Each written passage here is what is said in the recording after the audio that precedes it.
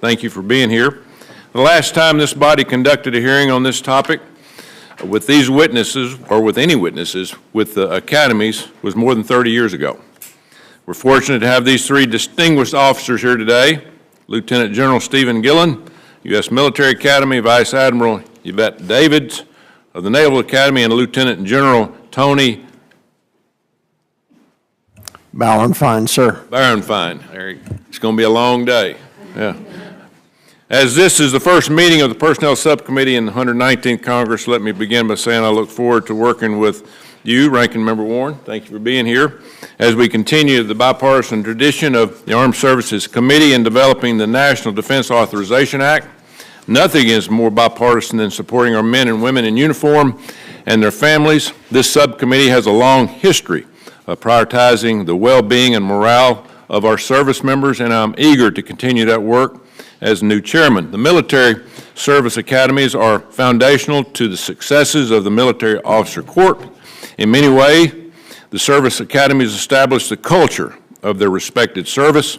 Moreover, the academies occupy an important position in our society. They are perhaps the last universities in the country that focus on building character and improving the morality of their student body. The American people often perceive the academies as being emblematic of the entire U.S. military, for better or for worse.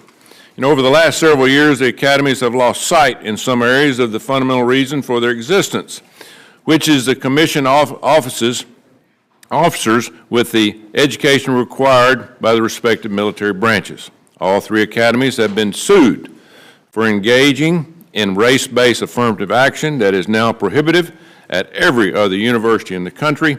We have repeatedly heard over the last several years that our diversity is our strength. It is not. Diversity can be an awesome advantage, but our unity of effort and shared benefits in our Constitution and common values are our strength. Diversity for the sake of diversity alone weakens us. A professor at the Air Force Academy proudly authored a Washington Post op-ed proclaiming that she teaches critical race theory to cadets. Both West Point and the Air Force Academy established diversity and inclusion minors, which can be trendy in other university settings, but were so unpopular with cadets that when they were abruptly canceled by President Trump, hardly anyone noticed.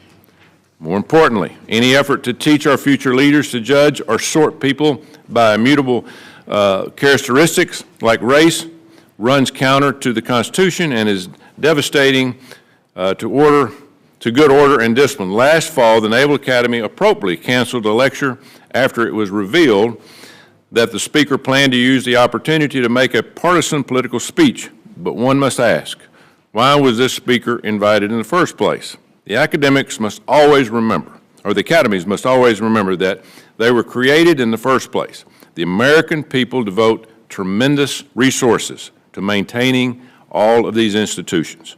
If the academics are not entirely focused on building officers' character and to lead our nation's sons and daughters in combat, then what is the purpose? I hope our witnesses will address these criticisms, but also tell us about the great things that are happening every day at the academies.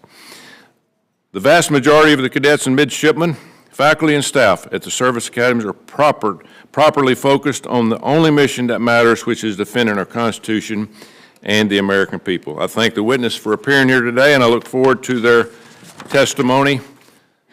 Now I'll turn the microphone over to Senator Warren. So thank you, Mr. Chairman. I'm also looking forward to continuing the bipartisan tradition of this subcommittee, and I hope to work with you and all of our members to make sure that we improve the lives of our service members, their families, and our civilian workforce so that they can stay focused on the mission of keeping Americans safe. I want to start by extending my condolences to the 4 families that just lost loved ones during a training mission in Lithuania. They remind us, those who go into harm's way and their families are always at risk and put it on the line for the people of the United States of America. We are a deeply grateful nation. I am glad that we are starting this year by focusing on how we recruit and retain the next generation of military leaders. Our military service academies are among the top academic institutions in the nation. West Point, the Air Force Academy, the Naval Academy provide a high-quality education, and they recruit and train almost 20% of our military officers. Currently, our military academies are very selective, almost as tough to get into as the top colleges in this country. But that knife cuts both ways. Every student admitted to the military academies has other options. Academy students are often highly recruited by other schools. The competition for talent for tomorrow's leaders is already fierce. Attacks on our military academies are policies that shrink the pool of young Americans who will consider applying for military service will cause lasting damage to our military and to our nation. The latest U.S. Census found that the youngest generation of Americans is more diverse than ever. That means we need our military academies to continue developing successful leaders from all walks of life, not push away strong recruits because they feel unwelcome or undervalued. Ham-fisted efforts to reshape the academies are bound to backfire. For example, a mix of military practitioners and civilian instructors have successfully worked together for decades to shape students at the service academies into a lethal fighting force. In the same way that competition for talent exists for academy students, the same competition is true for faculty. Well-respected professors have options, and many are aggressively recruited. When Secretary Hegseth seemed to suggest that academies should have fewer civilian professors, and when the Department of Defense imposes a ban on travel by civilian personnel, it suggests that the military does not care about civilians supporting its mission, and that it will make it harder to attract and keep top talent to teach tomorrow's military leaders. The foolishness of the travel ban was immediately apparent. Testing sites for military entrance exams were forced to close or reduce hours so fewer young people could apply to the military. While DOD has begun to allow civilians to travel to these testing sites again, these attacks on civilian personnel who help to support our military are worrying, and civilian personnel are key to keeping our academies successful as well. Our military students deserve the best teachers, people who are experts in their field. Tying the hands of the academies as they compete with other top universities for talented faculty will undercut the academies and, over time, undercut the leaders the academies are teaching. Students need to develop their skills both inside the classroom and outside as well. I'm sure many of us can think of sports teams and extracurricular activities that help shape our experiences at school, that help build our communities, and that made us better leaders. Surely, as a coach, Chairman Tuberville saw students' leadership skills develop and grow through out-of-classroom work. The executive order's attacks on clubs at academies that it considers DEI isn't creating more effective warfighters, it's cutting off students from opportunities to grow as leaders. When we're trying to maintain a military force that can deter China, we can't afford to be shutting down engineering clubs. But under President Trump, West Point has already disbanded chapters of the National Society of Black Engineers and the National Society of Women Engineers. Both organizations have been praised repeatedly for helping recruit and retain more young engineers for military service. Closing those chapters at the military academies, while those chapters remain open at more than 600 other colleges and universities, does not help our military recruit top talent. This committee held 2 hearings on recruiting last year, and both hearings made clear that the United States cannot meet its recruiting goals without women. The Army met its recruiting goals in 2024 primarily because of new female recruits. There was an 18% increase in women signing up for active duty compared to an increase of just 8% for men. Let me be clear.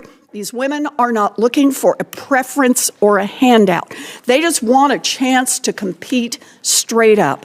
But we won't be able to attract the women we need if they see a new glass ceiling on their opportunity to command. By removing women like the Chief of Naval Operations, Vice Admiral Franchetti, from leadership roles simply because they are women, and confirming a Secretary of Defense who has a long record of opposing women in combat, the Trump administration has already set a tone from the top that women are not welcome. We are already hearing concerns that women are hesitant to join certain military jobs because they believe they won't be welcome solely due to their identity, not because of their qualifications. Black recruits face their own challenges. When a black chairman of the Joint Chiefs of Staff, a man who served honorably for over 40 years and who outlined our most successful strategy to deal with foreign terrorists, is fired solely because President Trump cannot imagine that he earned the job on the merits, black military recruits across the nation get the message. Your race makes you vulnerable. And when national organizations to support black college students who major in engineering are suddenly dropped at the military academies, while those organizations remain lively at 600 other colleges and universities, the message that the military academies may not welcome you gets even louder.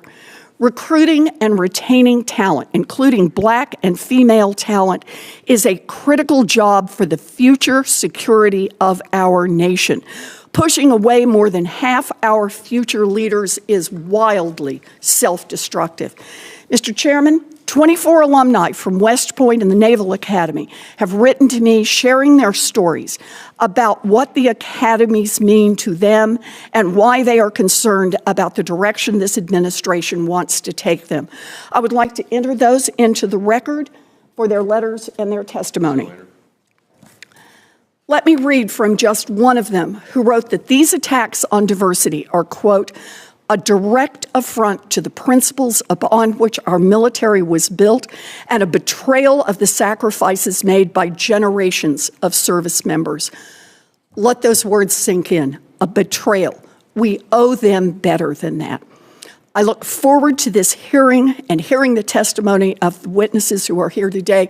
I thank you for being with us. Thank you, Mr. Chairman. Thank you, Senator Warren. Now we'll start with our witnesses, and we'll go to questions and answers. We'll start with you, General Gilland. Chairman Tuberville, Ranking Member Warren, distinguished members of the subcommittee, thank you for your continued support of the United States Military Academy and Corps of Cadets. I'm honored by the opportunity to share how your military academy is providing the Army and our nation with disciplined, resilient warrior leaders of character, ready to fight and win on the 21st century battlefield. West Point produces the best trained junior officers dedicated to the Army values and ready for a lifetime of selfless service to the nation. Starting on day one, our cadets are grounded in the ideals of duty, honor, country, and our Cadet Honor Code. Our rigorous leader development system ensures West Point graduates are prepared to lead American soldiers. West Point is not a traditional college or university. We equip our graduates with the skills required to lead small units on the battlefield. Furthermore, we develop and refine the high moral character necessary to lead America's sons and daughters to fight and win our nation's wars. Through a robust core curriculum that encompasses warfighting, scholarship, and physical training, underpinned by the United States Constitution, we instill both the warrior ethos and intellectual agility necessary to outthink and outmaneuver our adversaries. Our graduates serve as a testament to the effectiveness of our program, including 77 Medal of Honor recipients, over 100 Rhodes Scholars, 2 U.S. presidents, and numerous members of Congress, including 10 current members. Our team, many of whom are combat veterans, and from my professional experience, in the 75th Ranger Regiment, as a former deputy commander of a special mission unit and the commander of the Warrior Division in the Republic of Korea, we know what it takes to fight and win in the most unforgiving conditions. That mindset and toughness is what West Point teaches, which is exactly the type of battlefield leader West Point produces. But what truly sets us apart is our comprehensive character development efforts integrated through all aspects of the cadet experience. I believe a cadet gets a degree in character development and leadership. We charge every member of our community, staff, faculty, and coaches to be developers of leadership and character. These extraordinary young men and women are among America's finest, hailing from our states, unified by shared commitment to selfless service, supporting and defending the Constitution, and living and leading honorably. We invite you to West Point to participate in the classroom and our training, sleep outside on the ground and in the rain with our cadets, and witness firsthand our exceptional future leaders in action. We know that you will be inspired. Thank you again, Senators, for the opportunity to discuss the United States Military Academy with you today. Thank you, General. Admiral Davids. Chairman Tuberville, Ranking Member Warren, distinguished members of the subcommittee, thank you for the opportunity to appear before you today on behalf of the United States Naval Academy. The Naval Academy's mission is to develop midshipmen morally, mentally, and physically, and to imbue them with the highest ideals of duty, honor, and loyalty in order to graduate leaders who are dedicated to a career of naval service. We are developing our Navy and Marine Corps' next generation of resilient warfighters and ethical leaders of character who will preserve peace and, when called upon, prevail in conflict. I took command of the Naval Academy as superintendent in January of 2024, and I am pleased to report to you today that the Naval Academy is succeeding in its mission. Having graduated from the Naval Academy in 1989 as a surface warfare officer, over the last 35 years, I have had the privilege of serving on board 7 Navy ships, including command of a carrier strike group. My husband, Keith, a member of the Naval Academy class of 1990, honorably served as a Navy SEAL for 34 years before retiring this fall after commanding Naval Special Warfare Command. I can attest that the Naval Academy has and continues to develop the type of stalwart leaders that our Navy and Marine Corps needs, both today and for a future fight. The Naval Academy graduates and commissions over 1,000 officers each year, ensigns and second lieutenants, to serve in our Navy and Marine Corps. Every member of the Naval Academy team, from company officers to professors to coaches, is committed to developing these young men and women to meet and exceed the standards required, as evidenced by an average graduation rate of 89%, well above the DoD requirement of 75%, and the U.S. 4-year graduation rate of 27%. While we value our reputation in the various college rankings, they are important for our admission efforts. It's important to highlight that we are a military service academy and not a college or a university. Our graduates must be prepared immediately upon commissioning to lead and fight. As a national institution, the Naval Academy draws applicants from across our great nation. The Naval Academy uses a comprehensive process, a whole-person assessment, balancing objective factors, including each candidate's application, such as GPA, with subjective factors, such as strength of a candidate's high school and course load. At no time are race, sex, or ethnicity considered in the admissions process. And despite recent challenges associated with COVID-19 pandemic and drops in college enrollment nationally, the Naval Academy has experienced a nearly 47% increase in our number of applications over the past 20 years. Our outreach efforts have been successful in reaching across the country, delivering dedicated quality candidates.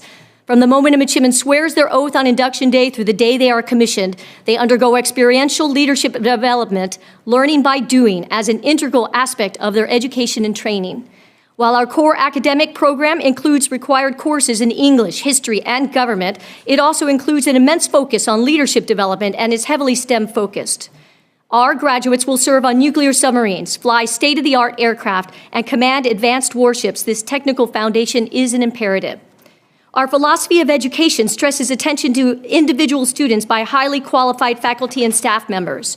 And our faculty is an integrated group of over 550 military officers and civilian professionals, historically designed to be roughly equal in number. Officers typically rotate to the Naval Academy for 2 to 3 year assignments, bringing fresh ideas and experiences from the fleet. We also have smaller contingent of permanent military instructors and professors, usually assigned for 5 to 8 years at a time. Our career civilian faculty members, all with doctoral degrees, bring continuity to the education program, the academic and subject matter expertise necessary for our advanced technical courses and hone teaching skills. Working together, our military and civilian instructors form an exceptionally dedicated team. The Naval Academy offers 26 majors. Over 75% of our graduates major in a STEM discipline, and majors are added or removed in response to the needs of the fleet. Recent examples include the addition of majors in nuclear engineering, cyber operations, and data science. We integrate wargaming into each midshipman's professional development, preparing future officers who can outthink the enemy. Every midshipman also maintains a high level of physical fitness. They participate in classes and combatives, as well as swimming, and must achieve physical fitness standards that far exceed Navy-wide standards. We have 36 varsity sports, among the most of any college or university in the nation. Developing teamwork, grit, resiliency, and the will to win are vital attributes for all Naval Academy graduates. Established by Congress in 1845, the Naval Academy has developed into a 4-year total immersion program designed to instill professional, physical, and academic excellence required to develop warfighters and leaders of character for careers in our naval service. Thank you again for the opportunity to appear before you today, and I look forward to your questions. Thank you, Admiral. General? Chairman Tuberville, Ranking Member Warren, and other distinguished members, good afternoon, and thank you for the opportunity to address this committee on behalf of the United States Air Force Academy. At the Air Force Academy, we're exceptionally proud of our military, academic, and athletic heritage, where we've developed leaders who've served with honor since our first graduating class of 1959. With our 30 majors and our 19 minors, we are proud to be named amongst the top public colleges in this great nation, alongside our teammates at this table. Additionally, our 30 intercollegiate athletic teams continue to showcase our warrior spirit and our athletic prowess, with 248 national champions after last Friday night and 928 All-Americans over our short history. But this is not enough. As a nation, we are in a time of consequence with global geopolitical instability. Our adversaries have watched the American way of war, and they are challenging our capabilities in every warfighting domain. It is our responsibility to act now. At USAF, that action is a transformation that starts with our updated mission, in which we will forge leaders of character motivated to a lifetime of service and develop to lead our Air Force and Space Force as we fight and win our nation's wars. With our mission in mind and building upon the foundation of our service's core values, our priorities are that we will forge warfighters to win, we will inspire leaders of character and quality, and we will motivate critical thinkers to adapt. Our mission, our priorities, and our newly injected warfighter training are the bedrock of forging warfighters to win. The warrior ethos our nation needs must focus on our readiness and driving us to be offensively minded, to be the masters of our craft and team builders who overcome adversity. Our cadets will be ready for future battlefields with the foundational warfighting skills of shoot, move, communicate, medicate, and automate. These are the skills our joint force requires. Leaders of character and quality make the right decision the right way, even if unpopular. They value teamwork, hold each other accountable, maintain high standards, and build each other up to exceed those standards, and always uphold their honor. Finally, the dynamic strategic environment of our time demands critical thinkers to adapt. On modern-day battlefields, our leaders must innovate solutions to wicked hard problems while operating with limited information. By developing their skills to ensure military readiness, to make rapid decisions with limited data, manage operational risk, our cadets will be ready to face a challenging world. As a military service academy, our priorities are the foundation of everything we do. Every military training session, every classroom educational experience, and every athletic competition must support and reflect our priorities as we develop warfighters ready to lead on day one. Woven throughout that foundation is a shared responsibility for instilling a culture of warfighting excellence, team building, and respect to the entire team. To be clear, our training will always be demanding, but it will never be demeaning. To achieve our goals, our academy is undergoing significant change. We have returned to the basics of military training and enforcing standards for all academy personnel. While standards and accountability are critical to good order and discipline, more importantly, they are vital to modern warfare where precision, professionalism, and trust are the foundation of complex military activities. We are also implementing a 4-class leadership development program.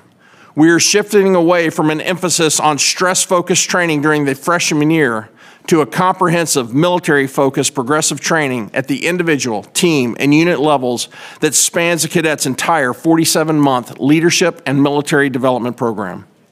Through 4 years of rigorous military training, a nationally recognized academic program, and highly competitive academics, we will develop graduates who exemplify unwavering courage and integrity.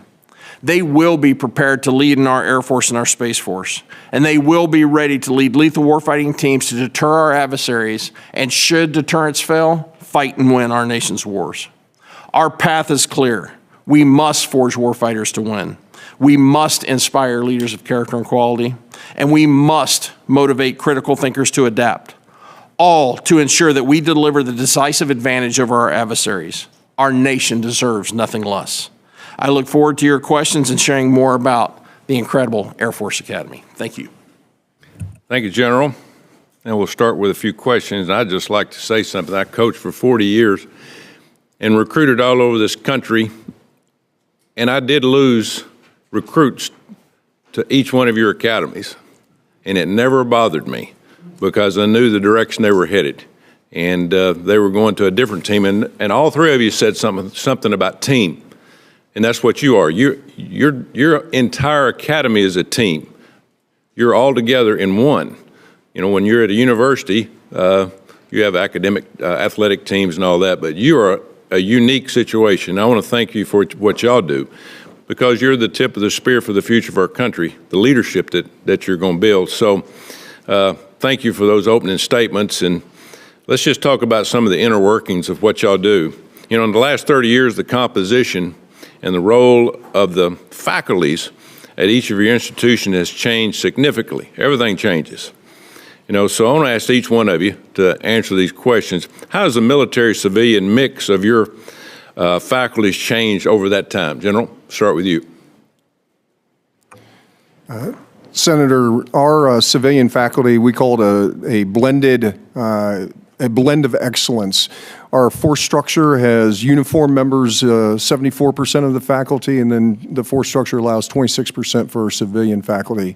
What has changed over the past decades specifically is that the civilian faculty bring a depth of knowledge within disciplines that we are able to use, for the benefit of the education of our cadets. Primarily of that, the force structure I said of 26% civilian, about 55% of those civilian faculty work in the STEM fields. So as we think about our engineering, mathematics and such, which has led us to be able to we've got a cadet team that has deals in hypersonics that's been able to launch a rocket that has exceeded the Kármán line. So the Kármán line is 100 kilometers above the Earth's surface. These are undergraduate students that are competing against graduate students that are able to do that. We also have, and the reason they're able to do that is because when we think of the expertise that the civilian faculty within physics, aerospace engineering, et cetera, they bring that expertise and that knowledge and continuity for our cadets to be able to build year after year and able to do that. Also, our Title X civilian instructors, just as our uniform instructors, they swear an oath to the Constitution to support and defend the Constitution also. And they are charged by me as a superintendent to be developers of character and leadership. They are, as I mentioned in my opening statement, Senator, they are part of that community to teach character and leadership, not just physics or data science, but also the life lessons that come with being a leader and their specific experiences. Admiral. Thank you, Senator. The Naval Academy since 1845 has modeled a 50-50 civilian to military ratio, and we remain pretty close to that now, although we're off by a little bit, I would say, at the moment.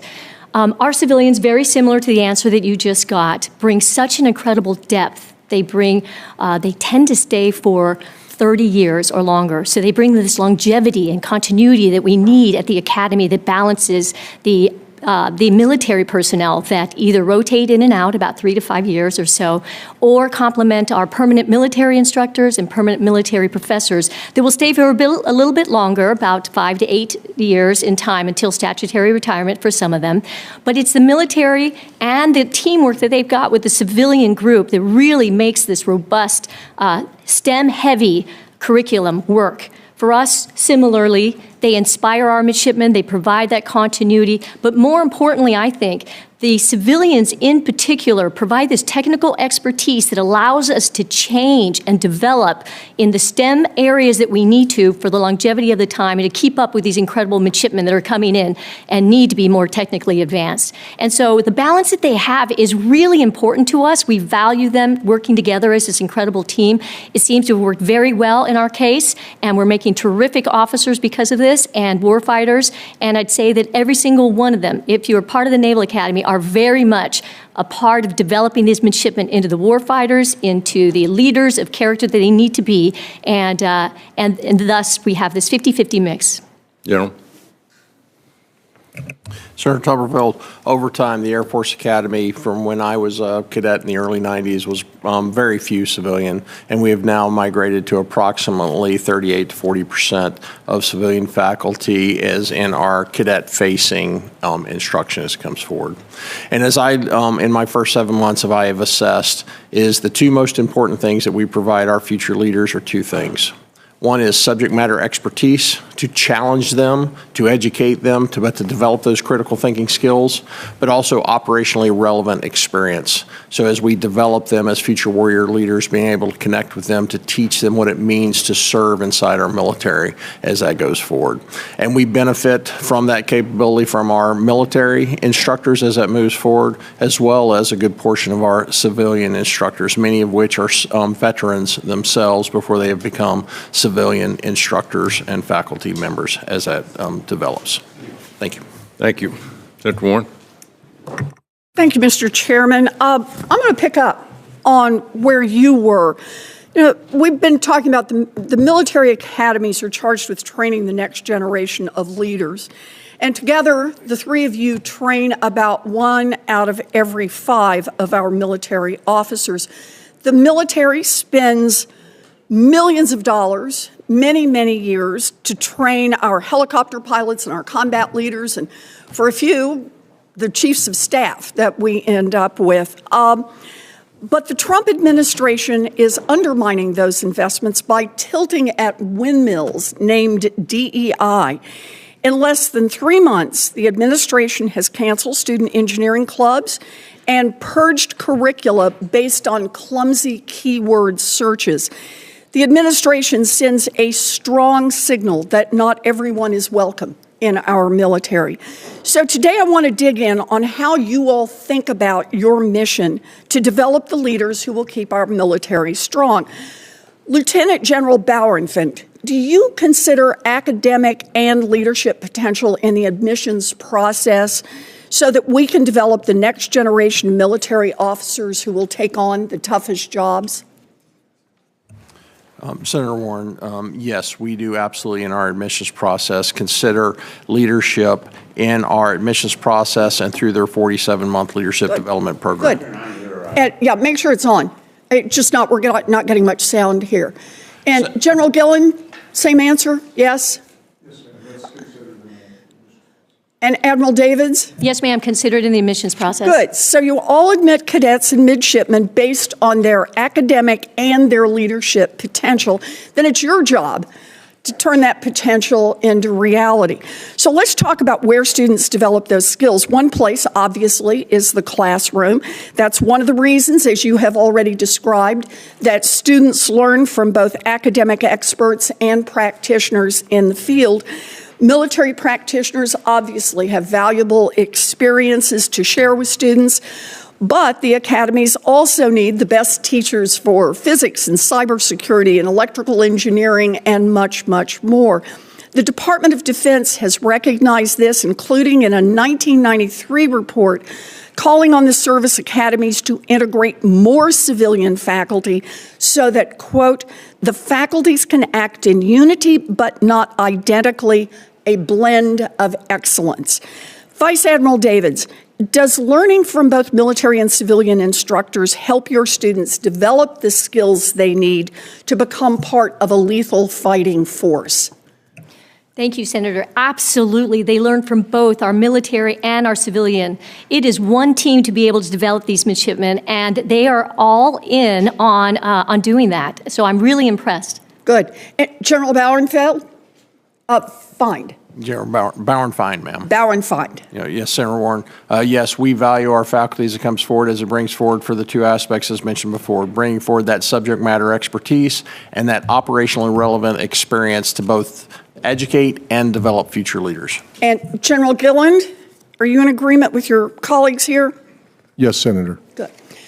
But leadership is obviously about what you learn in the classroom, but it's also what happens outside the classroom. So I want to talk for just a minute about engineering clubs. They certainly encourage students to learn hard skills, to support each other in that undertaking. Can be really difficult. But an engineering club also gives a student an opportunity to take on leadership roles and responsibilities, like being the treasurer or being the president. That's true of other clubs, too. One cadet who helped found the Vietnamese American Cadet Association at West Point said that it helped to make him a better officer and that, quote, West Point was probably the first place where I had a supportive environment for my identity and who I am. So, Lieutenant General Gilland, do cadets grow as leaders by taking initiative and contributing to their communities? And are clubs a significant part of that? Yes, Senator. All of our clubs, and I would consider all of West Point as a living, breathing leadership laboratory. I like that. I like that. Vice Admiral Davids? I would agree completely, Senator. And General Bauernfeind? Senator Warren, I do agree as well that our clubs provide opportunities.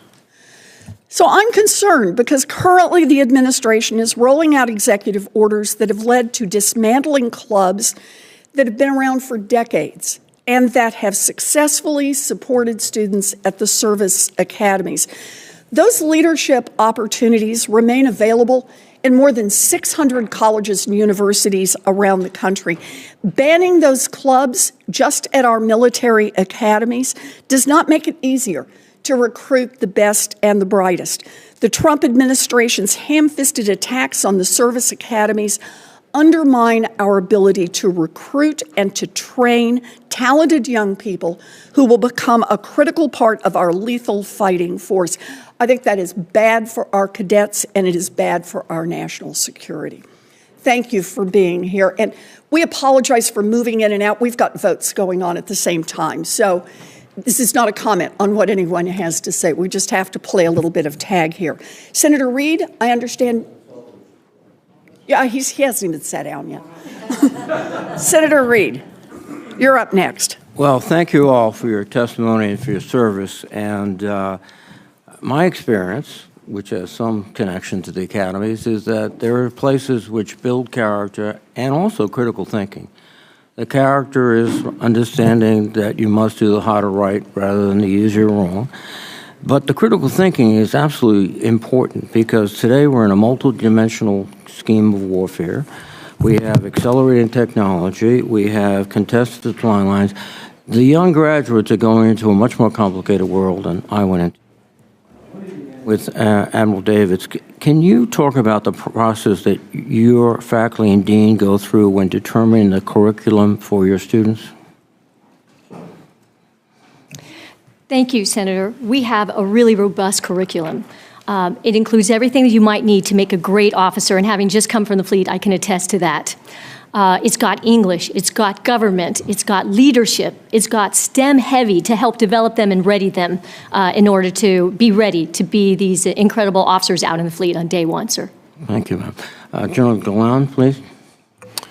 Senator Reid, Our curriculum, which spans across not only the academic program, but also our physical and military program, is designed to develop critical thinkers, as I stated in the opening statement, to be able to outthink and outmaneuver our adversaries. That's built into everything that we do at the United States Military Academy. Thank you, sir. General Bauernfeind. Senator Reed, thank you very much. We have a robust course of instruction that not only includes our academic curriculum, but our physical education and our commissioning education, all designed to meet the 3 priorities that I laid out in the opening statement as it moves forward.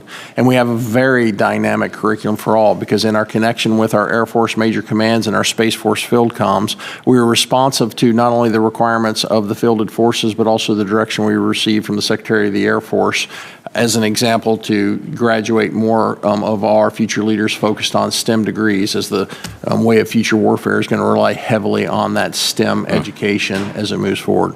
And through our integrated curriculum review process, as well as great faculty support, we're able to, ebb and flow our curriculum to meet the dynamic requirements of the force. Sir, can I follow up with another question, which is, can you tell us a vignette of your own personal experience that you've tried to infuse into the wing at the Air Force Academy? So as an example, as we look forward to a curriculum review, we see an opportunity as looking to the future of our Corps is a need for understanding that all of our future leaders must not only be air-minded, but they also must be space-minded and cyber-minded to understand how to deliver and understand the organizations that deliver those effects for the joint warfighting campaign. Okay. And so right now our faculty are looking through our process to how to ensure that all 1,000 graduates every year come out with that full appreciation of air, space, and cyber to be effective as joint operators. Thank you. Admiral David, your comments? Thank you, Senator. I think it's my enthusiasm for the curriculum and for the trust I've got in the faculty that inspires them all to do incredible things. And you asked what we do individually to support. And so it's, I think one of my big focus areas this year has definitely been wargaming. And it's sort of at a nascent level, but I think we do have one of the largest undergraduate wargaming efforts at one time for our midshipman fourth class at the end of each year. It's really extraordinary. It's also to support the midshipman first class as they develop their capstone projects. And this is why it's so exciting, because it's tied completely with the fleet, with our labs, with our research projects that occur that the midshipmen are incorporated to include in some real-world operational support. And not to mention, we have some incredible extracurricular activities that we talked about before. And one that I just used as an example is something we call SWAT-C, but imagine it is a competitive drone group that goes out and competes against these two here, but also other schools in the real-world terrain on understanding how you use that technology in the future. It's about really infusing support to the faculty and staff. Thank you. And General Gilland, you're up. Senator Reed, our curriculum is under continuous assessment, and it evolves to meet the requirements of the United States Army. From a personal vignette perspective, at West Point, we have what's called MX 400, which is the Officer Capstone course. It's the superintendent's course. Our first class or seniors take that course one semester during their senior year. I address them and specifically the underpinnings of the Constitution of the United States and what it means to be a commissioned officer in the United States Army, and then the vignettes associated with experiences that I've had through almost 35 years of service in our Army. Just let me make 2 final points. One of the advantages you have now is a very established and experienced non-commissioned officer corps who are integrated within the cadet companies and squadrons, et cetera, which is a plus. The second, I have some prejudices among the academies, but Admiral Davis, I think Navy really began to turn the right direction when in the 1860s you moved to Newport, Rhode Island for a few years. So I think that's the key point that should be made. Thank you. Thank you, sir. Thank you, Senator Reed. Senator Sullivan. Thank you, Mr. Chairman. It's good to see you at the helm here, and also as a member of the U.S. Air Force Academy Board. I think that's great. Congratulations, Senator Tuberville, on both. I want to just kind of have an honest assessment here, because I think one of the biggest concerns we have in the Congress certainly the American people have is our so-called elite universities in our country. The Ivy League, for example, that they have become bastions of anti-Americanism, anti-military institutions, anti-Semitic institutions, the top universities in the country. And I think this is a charge that's not some kind of fake charge. My alma mater, Harvard University, has led the way on being anti-military for decades.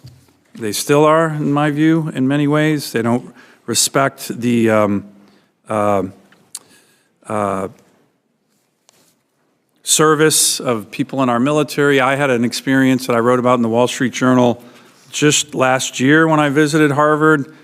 I mean, you couldn't believe it. A giant anti-Israel, anti-Semitic protest put on by a radical group in Harvard Library's Widener reading room during finals. It was ridiculous. I mean, it was stunning how out of touch these universities are. And Americans across the country are like, wait, these are the universities teaching our leaders? It's a real shame. And there's a lot of concern with good reason. So in that Wall Street Journal op-ed, I talked about the experience I saw there recently at Harvard, was shocked at the lack of leadership, particularly Claudine Gay, who subsequently got fired after my Wall Street Journal op-ed. And I wrote, not all university leadership is so craven, morally bankrupt, and afraid of the most vocal, radical sects of their own student bodies. I serve on the Board of Visitors of the U.S. Naval Academy, which, no offense, Senator Reid, is rated the #1 public university in America. The contrast couldn't be starker between the service academies and the Ivy League on issues like civil discourse, so-called safe spaces, trigger warnings, American history, and yes, our unique and exceptional place in the world. So, Admiral, I've seen a lot of what the Naval Academy has done. I think for the most part, it's outstanding. But we have concerns that some of this DEI, CRT, anti-Americanism, anti-militarism kind of is going to seep over to our service academies, which I think is the point of this hearing. And I really appreciate the chairman for calling it. We want our service academies focused on warfighting, lethality, patriotism, and I think they're still, all three of you still are at the helm of the top universities in the country, but there can be improvements, and I think everybody would agree with that. So let me just ask very quickly, General Bauernfeind, there was a civilian professor at the Air Force Academy named Dr. Lynn Chandler Garcia, published an op-ed in the Washington Post where she stated, quote, she teaches critical race theories to our nation's military leaders because it is vital to cadets to understand history of racism that have shaped both foreign policy and domestic policy. Do you think CRT is vital for future military Air Force officers, General? Senator Sullivan, thank you. What we are focused on is developing those warfighters, Lynn, those leaders of character and quality, and those critical thinkers to adapt. In accordance with law in the 2024 NDAA, we no longer teach critical race theory at the United States Air Force Academy. Okay. But to focus on those critical thinkers, we're delving in hard on teaching our future leaders how to think and not what to think. Good. That's a great answer. Admiral, you and I have gotten to know each other well. I appreciate your leadership on the at the Naval Academy. One of the big challenges, we just had a hearing yesterday on it, shipbuilding. And do you think having our future naval officers fully understand naval architecture programs is something that should be, even though it's not a major for everybody, is that in the core curriculum at the Naval Academy now? It's part of the core curriculum. I might offer also, we have the second largest wave tank in the nation, which is a backup to Carter Rock, which could be helpful in the future when we're talking shipbuilding. It's exceptionally important to us. We do have a cadre of midshipmen who really focus and enjoy naval architecture, sir, and I'm so pleased that we offer it. Are there ways to encourage midshipmen, more midshipmen to take up naval architecture as a major? I think it's one of our challenges on shipbuilding right now, and if there's going to be a source of military leaders who understand naval architecture to help us get us out of this challenge on shipbuilding, it's going to be from the academy you lead. Is there ways to do that? There are ways to relook at this. We're looking at our curriculum right now just to ensure that not only do we follow the executive orders, but also that we're completely aligned with warfighting of the future. And this is warfighting of the future. This is a hot button right now. It would be appropriate to reconsider what we do with the naval architecture. What I do know is we do have a lot of very wonderful midshipmen focused on it right now. Great. Thank you. Thank you, Mr. Chairman. Thank you, Senator Sullivan. Just to follow up, General, is that professor still employed at the Air Force Academy? Yes, sir. Senator Reed, would you like a rebuttal on You're very generous, Mr. Chairman, but I think that history speaks for itself. Senator Hirono? Thank you, Mr. Chairman. I welcome all of our superintendents. I want to be absolutely clear. The Trump administration's attacks on diversity, equity, and inclusion in our military and our military service academies are not just misguided, they are dangerous. These efforts weaken our armed forces, ignore our history, and undermine the very principles that make our military the most capable in the world. The claim that DEI initiatives somehow detract from combat readiness is not only false, but flies in the face of decades of evidence. Diversity is not a distraction. It is our strategic advantage. The Department of Defense itself has repeatedly affirmed that a diverse force is a stronger force. Even the conservative Supreme Court, in its disastrous ruling on affirmative action, recognized that military academies have, quote, potentially distinct interests, end quote, in maintaining a diverse officer corps. And a federal district court recently in Maryland said just that, ruling that the Naval Academy's limited use of race in admissions was constitutional, citing a compelling national security interest in officer diversity. The court emphasized that unlike civilian institutions, military academies must account for how their admissions policies directly affect national defense. And why is that? Because diversity in leadership is not an ideological preference, it is a strategic imperative. Because the ability to lead diverse units, work with international allies, and maintain cohesion within the ranks is not an optional skill, it is a necessity. In other words, having an officer corps that represents the country it protects and the people it leads is a force multiplier, which gives our armed forces an advantage over our adversaries. Yet instead of embracing this reality, we see efforts to erase and dismantle the very programs that help us build this capability. West Point has disbanded a dozen cadet clubs that supported women, LGBTQ+ students, and racial minorities. The Air Force removed a documentary in their basic military training curriculum on the Tuskegee Airmen, black pilots who had to fight two wars, one against the Axis powers and one against the racism in their own country. And the Army, in a so-called, quote, digital content refresh, end quote, accidentally erased the history of the 442nd Regimental Combat Team, the most decorated unit in U.S. military history, composed entirely of Japanese Americans who fought bravely while their families, 120,000 Japanese Americans, were incarcerated in internment camps back home. This is unacceptable and disrespectful to our brave veterans. I'll say that again. The Army took down a page honoring a unit that fought valiantly to prove their loyalty to a country that had imprisoned their families back at home, reinstating the page only after public outcry. If Secretary Hicks's message to the forces he claims to be committed to warfighters He claims to care about warfighting ethos and lethality. If Secretary Hegseth and President Trump are proud of our warfighters, then why are they erasing their legacy? This hypocrisy is not just offensive, it is a betrayal of our service members and their sacrifices.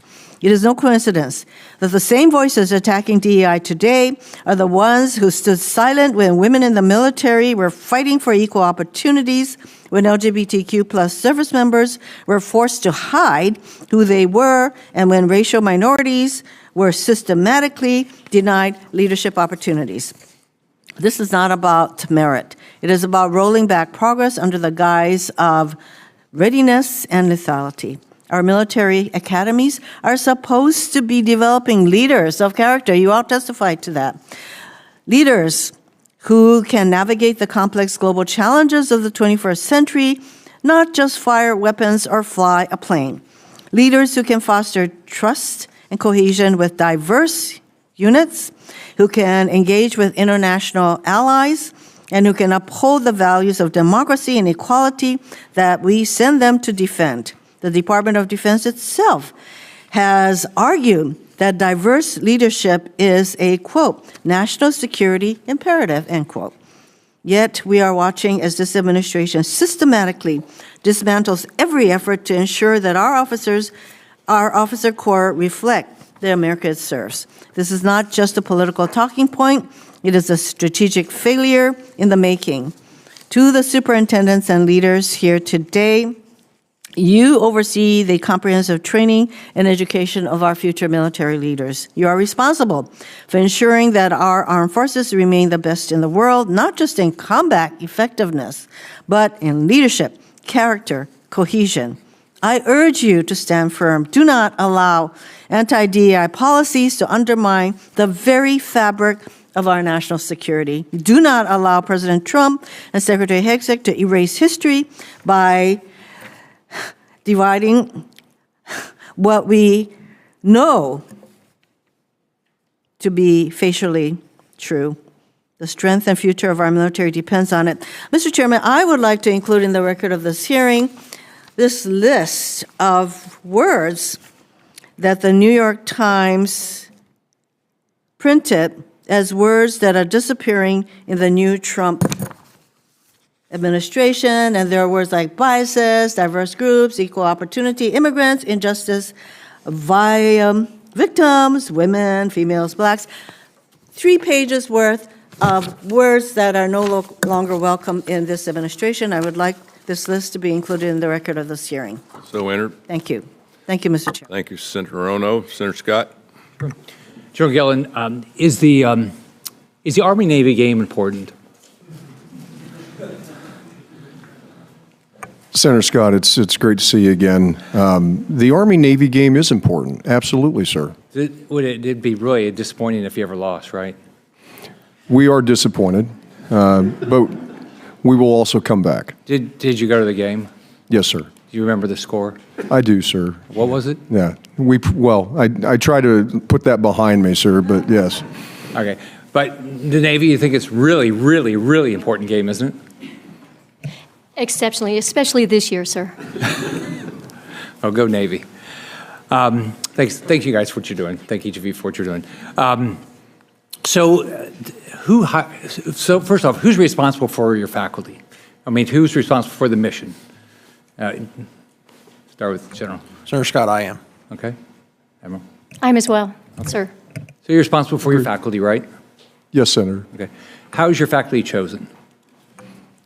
Senator, our faculty at West Point is chosen through different hiring processes as we think about those departments, and department heads lead the respective hiring process. And so for both uniformed and civilian faculty, going through the process to identify those people that have the skills, is particularly in knowledge and experience in whatever the discipline is that we're looking for. So do you hire them, or does the faculty hire themselves? They hire new faculty. Sir, through the hiring process, it is brought to the dean of the academic board and to myself for approval. Okay. Admiral? Very similar. We are looking for individuals that have the expertise in the fields that we need going forward, have the commitment to the Naval Academy, and the buy-in for exactly our mission set, sir. So who makes the final decision? The final, everything. I am responsible for everything, but it is recommended by a panel, sir. General? Sir, we have similar processes as our colleagues at the table, and especially, our dean of faculty has great authority under my responsibility to canvass for the best and brightest military and civilian faculty instructors as we move forward. So ultimately, each of you have the ability to pick your faculty. Right. Senator, yes, we do, but I think that what is important to clarify is that through authorities that have been delegated, depending on, the instructor, the level, I am not personally canvassing captains across the operational force to come teach in a department. I have very capable department heads who execute that. Right. Do any of you have tenure, or are you looking at having tenure? Yes, sir. We have both. We have civilian tenure for a small number of our civilian faculty, as well as our military permanent professors and senior military faculty that have longer duration at the Air Force Academy. We too have a process of tenure for our civilians, sir. We do too also, Senator. So why do you have tenure? Well, Senator, I think that tenure offers our civilian faculty specifically opportunities to advance within their discipline at the United States Military Academy. I think it's a wonderful recruiting tool to get in the best and the brightest that we can. They could go to so many other places, but that we draw in these incredible talent that want to stay. Sir, I also think it's an incentive to stay, which we want these individuals to buy into the program and be able to learn and advance their skills so that we can benefit from them, sir. And, sir, I would say that's the process of the Air Force Academy as well as part of the academic progression for our civilian faculty. So did each of you come up through a tenure system? We came up through a professional military system, sir. You don't have tenure, do you? No. Well, I've got 35 years in the Army, sir. Some would probably call that tenure. Yeah, but you had to perform, and if you didn't perform, you're out. That's correct. Yeah. But tenure within our civilian faculty, Senator, has to be earned. It's not given. It has to be demonstrated that a faculty member qualifies to meet the tenets of earning that tenure. Have you, on any of your areas, has a tenured professor ever lost their job while you've been there? Not during my time, Senator. Not during my time either, sir. Neither for me, sir, for my short period. All right. Thank you. Thank you. Just to follow up on that, can you fire civilian tenured teacher, professor, general? Can you fire one? Yes, Senator. You can. Yes, through the process, we have the ability to fire them. Sir, there's an HR process in which we can do that. Absolutely, sir. There's a process for all civilian and military personnel that don't meet our standards. Thank you. How about your coaches? All the time. I guarantee you they don't have tenure. I asked that question. We might have to work on that, though. I'm kind of partial to the coaches. I have some serious questions. You can disregard that one. I think you have some of the most important jobs in our military, maybe in our country, which is educating our future leaders. And they are leaders not only in the military, but eventually in their communities as well. And I think your job has been made more difficult by some of the recent talk about a woke military and some of the recent orders that you've had to implement, like the DEI executive orders, eliminating DEI content from your curriculum and campuses, which I think has a chilling effect on the discourse that takes place on campuses, which is really part of the educational experience. What young people say to each other, what they learn from each other, I think is as important as maybe some of the courses that they take. And I trust that you have faithfully executed the orders from your Commander-in-Chief to eliminate all the DEI content from your campuses and curriculum. I understand in the case of West Point, sir, you reviewed over 600 courses and you eliminated just 2 to come into compliance, which says to me there was not a lot of this extraneous DEI woke content in your courses. Is that a fair conclusion on my part? Senator, and the review is still ongoing, given the time frame. We're in the validation frame. But of over 600 courses that were reviewed, 2 were determined to not be compliant with the executive order, and thus we eliminated those 2 courses. They were higher level electives that had a fairly small population of cadets that were enrolled in that. Excuse me, sir?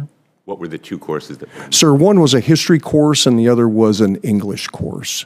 Respectively, the population was impacted about 25 cadets in one course and 13 in another. What was the title of the? Oh, yes, sir. The title for the history course was, it was HI 463, Race, Ethnicity, and Nation, and our English course, which was English 352, was Power and Difference, sir. And like I said, 25 cadets impacted in the history course, 12 cadets impacted in the English course. Could you give me for the Navy, Admiral Davis, the equivalent information, and maybe for the Air Force as well? Certainly, sir. Thank you for the question. Out of 870 courses that we reviewed, only 2 of them were canceled. They were NL 445, Gender Matters, and that's a leadership course, sir, and an English course, HE 374, Gender Sexuality Studies. We had a total of 18 other classes that we either needed to modify very minorly or make some subtle adjustments to bring it to compliance with the executive orders. Senator Blumenthal, we're in the middle of our course review. So we've conducted a review of our 735, and we're doing a 2 sets of eyes on the review as we go forward. Of the 735, we have assessed that right now there are 55 courses that we've identified for further on analysis. Of those numbers, right now our initial assessment is 40% will require no change, 53% will require minor admin or reading change, and only 3 of the courses potentially for suspension. I have not made that decision yet, and once I do, sir, I'll follow up on the record with the names of those courses. All of you could follow up. I know that this review may be ongoing, as you've said, General. I would appreciate knowing. You know, the reason why it's a somewhat impossible position, in order to teach about tyranny, you have to read books on Nazism, right? Some of the bad stuff has to be learned in order to avoid mistakes that have been made in the past. The military has an extraordinary and proud record of leading our nation on desegregation. It literally led the nation. And we should be teaching that history so that our military can be not only proud, but continue to lead the nation in its values and principles, let me just say it, of diversity, which is what you do. You are diverse, and you need to teach people how to deal with diverse groups that they will command, and inclusion, because you want to include people from different backgrounds and races and religions, and be able to lead them as well and do it equitably. So I'm very sympathetic to your dilemma right now, and I hope that the Congress can help you rather than hinder you with the kind of rhetoric that has become all too popular about woke military and all that stuff. I want to thank you for the great job that you are doing. I nominate every year people to go to your great institution. I wish all of them could be admitted, but I must say one of the most satisfying and fulfilling tasks I have is to do those nominations, because they are extraordinary, just exemplary young men and women and thank you for helping to educate them. Thanks, Senator Blumenthal. Senator Budd. Chairman, thank you. Thanks for hosting this. Thank you all for being here as well, and I would echo those comments.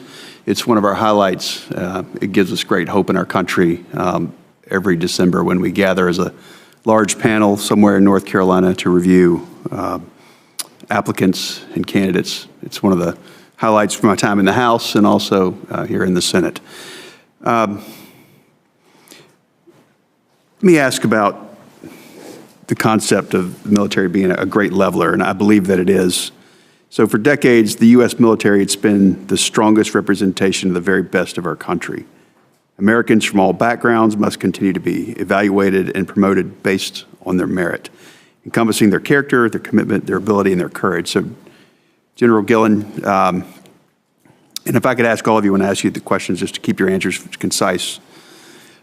You've said that all appointees to West Point are fully qualified based on your scoring methodology, the whole candidate score.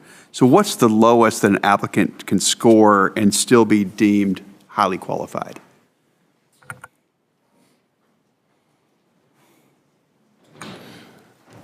Sir, the whole candidate model, which is based on academic, physical, and then character and service, that is one component of the admissions process, of which when we use the whole candidate score and then to measure the tangibles, and then there are the intangibles, such as grit and tenacity, desire to serve our nation, that are also are assessed by our recruitment officers through our admissions department. When we look at the whole person concept for the cadet candidates that exist across our nation and within your state specifically, sir, we look at both the tangibles and the intangibles. General, it would seem those additional qualifiers of grit, tenacity, and desire to serve, would that not be part of the whole candidate score? Well, sir, with regards to the whole candidate scores, as I said, broken down, there's academic, which is 60%. Physical. 30%, which is the character and extracurricular activities, and then 10% physical. And then there is the assessment of the intangibles, as we've seen through letters of evaluation that come in from coaches and teachers, respectively. The interview process, the interviews that go through our field force members that are out within the respective locales. And so there's these intangibles that are also considered in the development of a candidate and determining admissions to the military academy. General, is there a different minimum score for any particular demographic? No, sir. General, roughly 25 to 30% of an incoming class at West Point is not required to be appointed based on their order of merit. Do you oppose legislation that would require you to appoint more applicants based on their whole candidate score? And if so, why is that? Sir, our admissions model is compliant with the Title 10, the provisions of Title 10, which has been codified in law, as has been stated, sir. If there's a change to any legislation, we absolutely look forward to working with you on what that would mean and what it would entail with any modifications. We continuously assess our admissions process, and for instance, as we talk about the whole candidate score, each of the academies have different whole person scoring models, and we are looking at ours also at this time. General Bauernfeind, I understand you're looking at some of the Air Force Academy's admissions processes. You mentioned that earlier. Do you have any specific concerns, and if so, what are they? And would you oppose legislation that would require you to adhere to your order of merit in admissions? Sir, first of all, our admissions process, to go back to the fully qualified, it requires two aspects. A highly competitive application process that goes into not only the academic ability to succeed at one of our military service academies, but extracurricular activities focused on leadership abilities and depth of service. And then, as discussed before, athletic capabilities, an air liaison interview, but then finally a committee score that looks in deeper into the letters of recommendation, the interviews that starts to understand alignment to our service core values, integrity, determination, grit as that comes forward as we dig into it. And so very content with our current admissions process for understanding how we're getting the best and brightest. The second aspect is also the nomination that we get from our congressional leadership to ensure that we're getting the best and brightest from all the districts in our great nation as it moves forward. And if our elected leaders choose to provide additional guidance, we look forward to working with our elected leaders to comply with that. Thank you. I have additional questions for the record, unless you have other time. Thank you. Yeah. Senator Budd, I've got one question. I apologize for people in and out. We have votes, we have other hearings going on, but we do really appreciate you coming. We've learned a lot here, but I'd like, permanent military faculty are Senate confirmed. Should we have any input towards civilian professors, General, on your recommendation?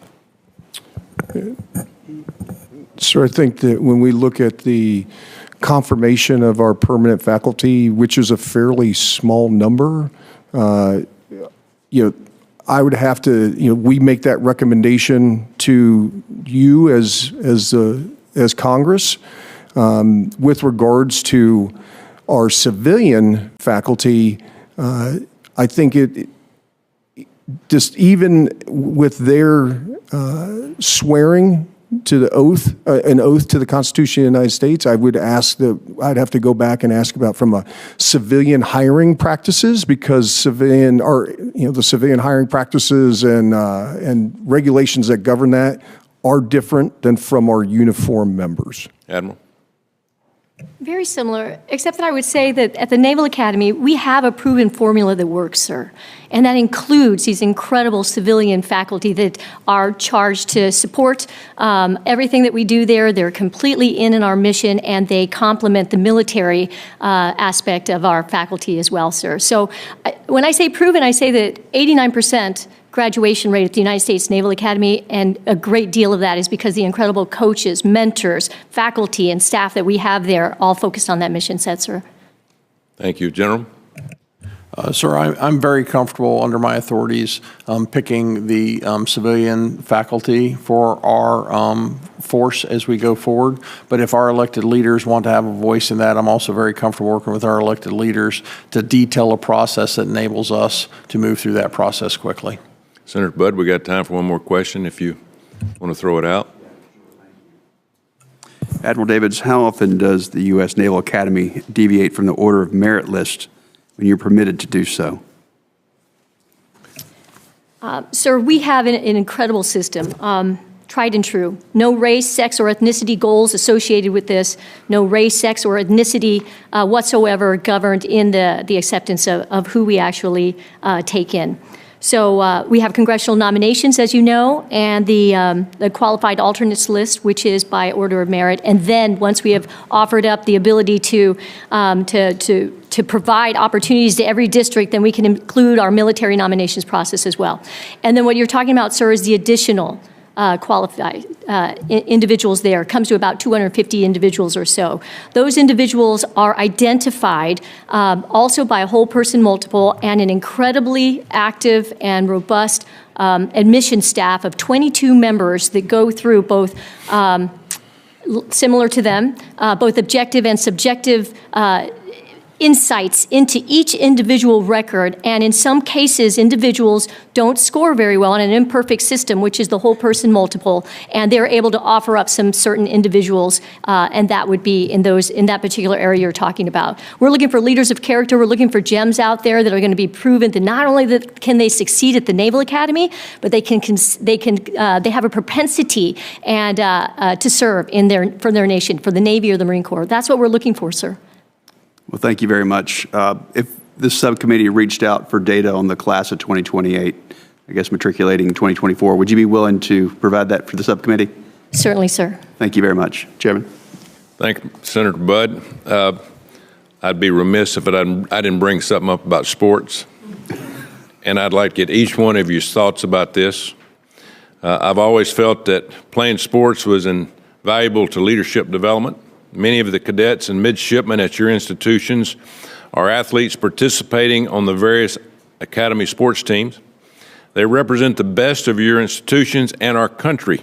Occasionally, some of these athletes develop to an elite level and are forced to forego living out their dreams of playing the sport they love at a professional level because of outdated regulations governing their service obligations.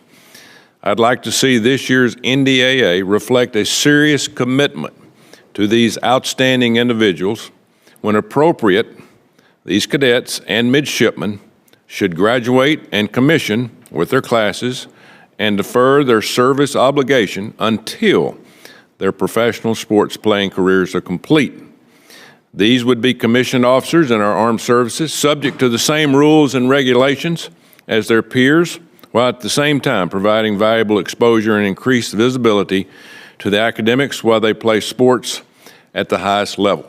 I know that's not protocol for what we do as we speak, but General, I'd like to get your thoughts on that. With an all-volunteer military now, we are looking for possible ways to get more and more young men and women involved in our academies. Yeah. Senator, the Army is a team contact sport. That's how I view the Army.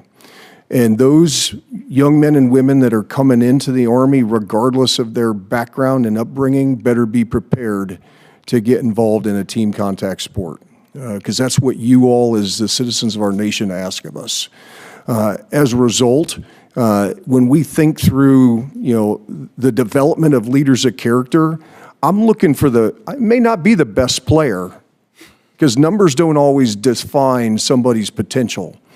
I'm looking for the best player for the team.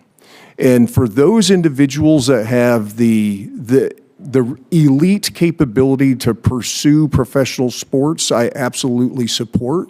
And I think that we have to look at measures, as you outlined, from a commissioning perspective, that would allow those individuals to go into that professional sport of whatever their talent is in, execute that, and then have them serve in the Army. And I think there are combinations of ways to do that, through not only active service concurrent with their respective playing for a team.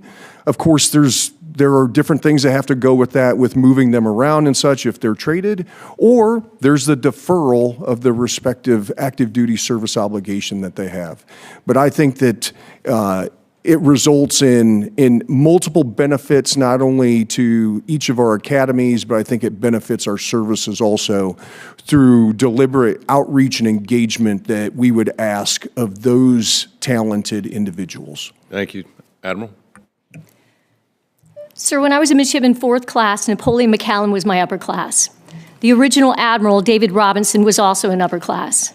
They were heroes of mine. I saw how brilliant they did in their careers to not only bring in incredible talent to the Navy, to the Naval Academy, as well to supporting our nation. There are many ways to serve, sir, and they did brilliantly in that. So I'm a huge fan of it. I appreciate that we may look at this. I think that the return on investment is incredible, and I fully support it, sir.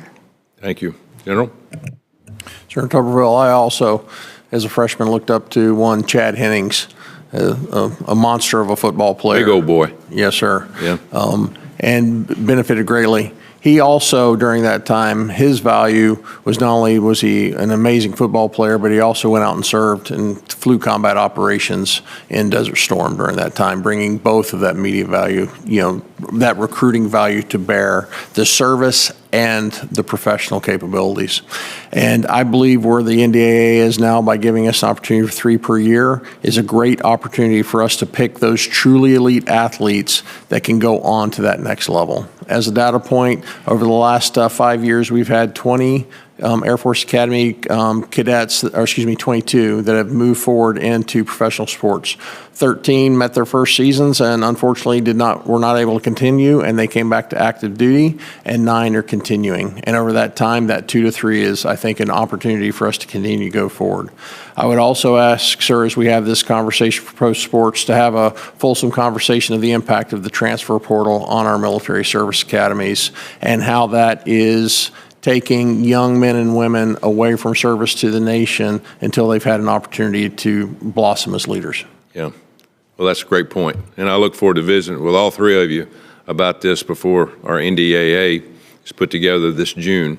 NIL is a huge problem, and I understand it's a huge problem for you also. So again, we'll sit down. I want to sit down with all 3 of you before we get to that point in June, and hopefully we can work something out, because I think it'd be a great tool for all of you for recruiting, because y'all take our best and brightest, and all of us in here, all the senators and congressmen, we have an opportunity to send the best young men and women we possibly have in our states, and you do a great job with them. So I want to thank you for coming today. This is a fact-finding mission. We haven't done it in 30 years. We'll do it again next year, and hopefully we'll make it bigger and brighter. We just want to enlighten people about what you do, because leadership, discipline, teamwork is everything that goes along with what our country's about.